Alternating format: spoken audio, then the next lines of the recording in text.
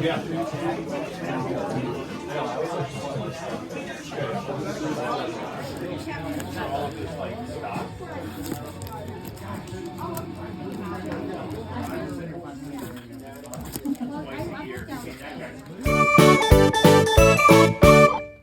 Hey everyone, and welcome to today's video. I have a modest stack of back issues to show you today. These come from a sale called GarageCon. Now, I've gone to a couple different sales from different people over the years that go by the name GarageCon. Essentially what they are is a garage sale that is exclusively comic books. Or to turn it around another way, the person fills his or her garage with a bunch of long boxes of comic books, usually marks them down to a really good price, and then you get to go in and do all your hunting in the garage. And it's usually shoulder to shoulder and pretty packed, but you can find some good deals. And this particular seller has done, I think, 5 or 6 of these garage cons out of his house, though this was the first winter garage con, which, being in Minnesota, that's a significant achievement. His garage was recently finished and got a heater in there, so all the doors remain closed, but everybody squeezed in there on a snowy Saturday to go digging through long boxes. This particular garage con takes it kind of a step up in that, in addition to the homeowner having their books in the garage, they will usually invite 1 or 2 other sellers to the garage, and so you'll get really a mini convention there with 2 or 3 sellers that you can buy from, all in one sale. And at this particular sale, they had the homeowner, of course, and then the brothers Grin, whom I've mentioned in other videos in the past. Now, the books that I'm going to show you today are pretty much all dollar books, with the exception of the last couple, which were actually $2 a piece. And I've got a variety of titles and eras here, from Bronze Age to Modern Age. Really, Bronze and Modern are the two kind of areas of focus. But let's go ahead and kick off this haul. Starting here with The Mighty Thor. This is a run that I just love to collect, especially the Bronze Age. Love the covers, love the trade dress, love the colors on the covers. You get a lot of great John Buscema art, particularly in this era. Really, I mean, he did the art for most of the issues from like 182 to like 280 something, with very few exceptions. Notably, there is a Walter Simonson run of art in the 200s as well, kind of like that issues 260 to 270. That was actually his first art run on Thor, though it was a slightly different style. His style hasn't gotten to that iconic look and feel that he had in his very famous run on Thor. But just kind of interesting to note that even Walter Simonson had a previous run on Thor in the 200s. But for the most part, you've got John Buscema art. And so I am going to continue to pick up these issues as often as I can find them for cheap and in relatively good condition. This issue 238 is John Buscema art, as are all the Thor issues I got today, but the noteworthy thing about this issue is that it has a Marvel value stamp, and if I remember correctly, the value stamp is included in this issue. A lot of times when you find these Marvel value stamp issues in the dollar bins, somebody has cut out the value stamp, and that's what makes it just a dollar book. But there you go, you got the nice, is that Electro? Marvel value stamp. So that was a cool little bonus. I didn't know this was going to have a value stamp or not, just by the issue number. I don't have all those memorized. I actually had to look it up afterwards. But I do think that's kind of a reference that I want to keep handy on my phone, just so that I can have a tab to see which issues could potentially have a value stamp versus which ones don't. There is a logic to it, but like I said, I'm not going to get that committed to memory. I'll just use the reference on my phone. But really happy that this issue 238 still has the value stamp intact. But then I also picked up a few more issues. 247, 275, and 277. So just fun progress. Great to find 4 issues of Bronze Age Thor for just $1 a piece. Great John Buscema art. And over time, you know, this era of Thor for me has really grown, because just keeping your eye out for something, being patient, and looking forward at every sale or every opportunity, you can really start to accumulate those issues. So really fun to make 4 more issues of progress on this cool character. Now we'll jump way ahead to the modern age. This is about 2005 to 2007, kind of that range. This is a title that I am always happy to find issues for, because I don't ever really see them, and I look diligently at every sale. I showed you in an earlier video where I came across a nice run of issues at a sale down at Pulp Comics, but since then, you know, they're few and far between that I find these issues. But thankfully, the Brothers Grin at this GarageCon had a few scattered about in their dollar bins. So I made 4 more issues of progress toward completing this 50 issue run, starting there with number 29, and then number 30, number 34, and 36. Though technically 36 was an accidental duplicate buy on my part. I did have a copy, but this one's in a little bit better condition, so I'm going to keep this one and I'll offload the other. I think now, I know I need less than half the issues to complete this run, but still a decent way to go to complete this volume. But I will continue to hunt this one down.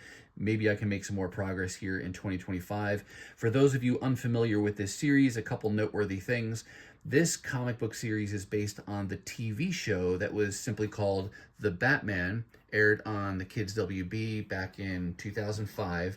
The art design was done by Jeff Matsuda, who had done some other things at Marvel that I got into, especially on the X-Men, but he did the character designs and he did the covers, at least for the first handful of issues or so. And one of the coolest things about this show was the theme song, which was written by U2's The Edge. Great, great theme song, super cool guitar theme. And if you haven't heard it, get on Spotify or wherever you listen to music and just search for it. It's out there. And actually, U2 did a version of the song on their own, so separate from just the one that aired in the TV show. But like I said, cool character designs, cool TV show, cool theme song, and a 50-issue comic book series. Now, one last thing I'll tell you about this series. One of the reasons, probably the main reason why it's so hard to find, and that's because this title is, rightfully so, targeting kids. It's Kids WB. It was based on a kids cartoon show, and so kids typically are not collectors first and foremost. They're going to be readers and consumers of these stories, and that's great. But that also means that you're not going to see as many getting resold in the back issue bins. And when you do, the odds of finding them in really nice condition are even slimmer, because kids are going to read them again and again, like many of us did when we were kids. And, you know, some of my earliest comic books are really beat up because I read them over and over and over again and just went through every page of art loving them. And so that's a great thing, but it also makes it a little bit harder for me as a collector now to try to piece these together. Still holding out hope that someday DC will do an omnibus of this entire series in one big thick volume of 50 issues. Would definitely get that as well. But for now, I am going to continue to hunt for these single issues. So very happy to find 4 more issues of this series. Love me some Transformers, and will continue to build out the IDW era of stories. Now I'm really just hunting for variant covers because I have all the series, I believe. And so what you're going to see here today are a few issues that I found that are like the B cover if I had the A, or vice versa. For example, this is Transformers Escalation. I think this was the second limited series that IDW did when they first started publishing Transformers comics. This is issue number 2, and it's the B cover, and I think this is the EJ Sue. No, it's not EJ Sue. This is Klaus. I can't read it with my glasses on, but there you go. That's the artist there for the cover B. And then we've got a couple issues from All Hail Megatron. This was kind of the first big event story that ran for 15 or 16 issues. And really it's when the Decepticons really make a move on Earth and wreak havoc on the planet. And this is one of the last kind of smaller limited series that took place before Transformers got its first ongoing at IDW. And like I said, variant covers is what I picked up. I like the style of these B covers for All Hail Megatron. I think pretty much what I have is all the A covers. So now I'm trying to get the corresponding B covers. So there's the B cover to number 10, and then the B cover to number 11. And it's kind of like these postery, I don't know if they were kind of like propaganda style, but they kind of harken back to old war posters and things like that I've seen. So that's pretty cool. But 3 more issues of Transformers to add to my collection. This is just a single issue that I wanted for the gimmick cover. Catwoman from her 1990, 95 or so, whenever this came out, maybe 93, that she had this ongoing series, and you had Doug Mensch writing. Is it Jim Ballant who's doing the pencils? I did collect several of these issues new when they came out, right at the beginning of the run, and I think at a quarter sale I found a bunch more, and so I have the first like 22 or so issues in a consecutive run. But I didn't have any goals for collecting the series beyond that.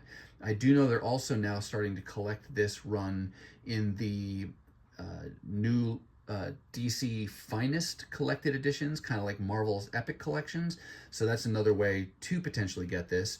This one I just wanted, it's the Milestone issue 50, but primarily it's got this metallic reflective cover to it. And this is a variant, I guess, with the with her armor. You get that metal reflective cover on it. So that was just a cool, just a one-off grab that I got, and happy to get that for $1. Sensational She-Hulk, I've said before, just going to continue to chip away at this run when I can find the issues in decent condition and for cheap. And this is just probably the lowest number that I was missing to have kind of a consecutive run. I probably had the first 10 or 12 issues and then just a couple random issues scattered about the rest of her run that ran for, I want to say it was 60 issues in total.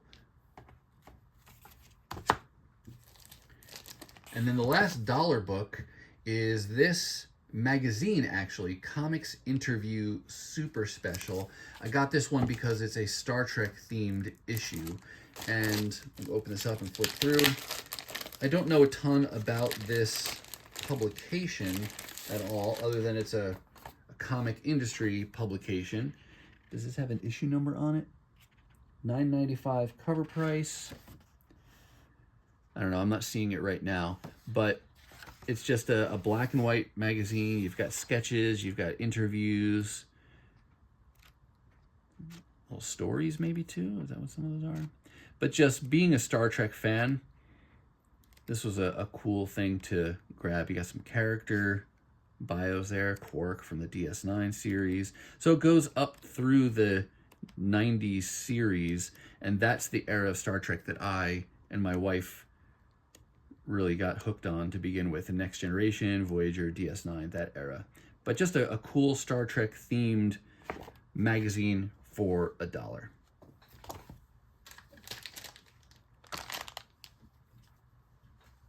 Now the last 2 books I've got to show you are the $2 books. And really we've got a theme of twos going here because I've got 2 books to show you. They were $2 a piece. And with these 2 pickups, I now only need 2 issues each for these characters to complete the runs that I'm working on. So yeah, a little theme of twos going. Starting here with Red Sonja. I made a mistake in my last video because I showed you a different Red Sonja issue. I think I still have the pile of comics over here on the side. I showed you this Marvel feature presents Red Sonja number 6, and I said what I'm about to tell you now, I said at this time, but I was wrong because I've forgotten that I hadn't gotten this one yet. But anyway, the story is that with this pickup, Red Sonja number 7, because her first 2 titles in the Bronze Age where her name was in the title was first Marvel feature presents Red Sonja, and that ran for 15 issues, or maybe this one only ran 7, I think. And then she got her own self-titled series just called Red Sonja, and this one ran for 15. So I think, yeah, that one ran for 7, this one ran for 15. And so with this pickup of number 7, I only need issue 9 to complete this entire run, and I still need one more issue of Marvel Feature, and that's the number 1 issue, and of course it's going to be the most expensive one. Will I ever buy it? I don't know. We'll see. If I find a really good deal someday on a decent condition copy, I might go ahead and do just that and not hold out for it to be a $1 book, because I don't ever expect it to really be a $1 book. But really happy to make that bit of progress there on Red Sonja's early titles, to now be within 2 issues of completing those 2 runs for her. And then the last book to show you today, another $2 book, another Bronze Age character that I'm working on patiently and slowly over time to build out her volume. This is She-Hulk, or Savage She-Hulk, I should say, number 14. And with this pickup, I now only need the first and the last issues in this volume to complete the entire run. So issue number 1 and issue number 25. Similar to the Marvel Feature number 1 I mentioned before, there's just really slim to no chance that I will ever find either of those issues for $1 or $2, anything close to that. But I will continue to hunt for them, and who knows, maybe I will pick those up someday. Again, if I can get a really good deal on number 1, or maybe if you find a store or something that has number 1 and 25, and then they give you a deal if you buy both at the same time, we'll see. I'm not ruling that out. I'm willing to pay up for books that are more significant to me to complete that run. And this is another title, like some characters I've mentioned in the past, that I may very well go and get the omnibus of this at some point. You can usually get that for 50 or 60 bucks and get her entire first volume all in one fell swoop there.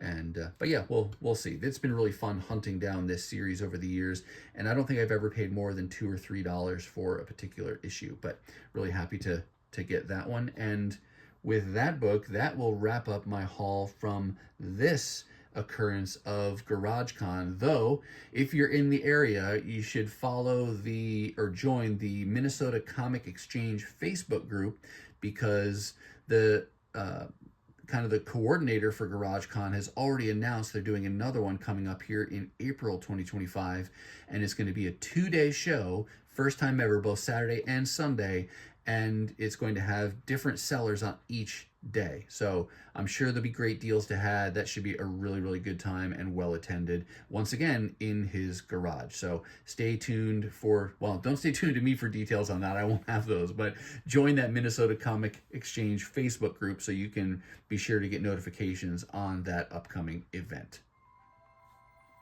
All right, that's going to do it for me, and that's going to wrap up this haul from GarageCon.